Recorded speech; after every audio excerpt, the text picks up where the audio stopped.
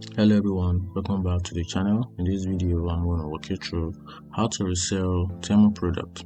So in this video I'm going to give you an easy step-by-step tutorial on how to resell Temu product. So let's get started.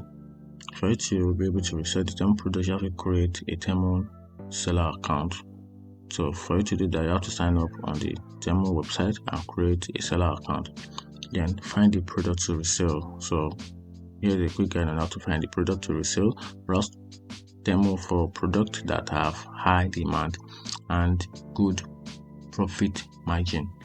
Then after that, you have to purchase the inventory. So buy the product you want to resell and make sure to check for quality and pricing. Then after that, you have to set up your sale channel.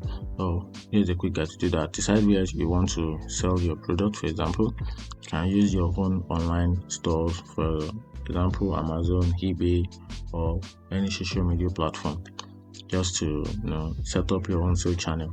So after that, list your product, create your product listing with details, description, the high quality image, and competitive pricing for your product. And after that, promote your product, which is to use your social media or your email marketing and other advertising method to drive your traffic to your listing. And after that, keep track of your order and provide excellent customer service to build a good reputation.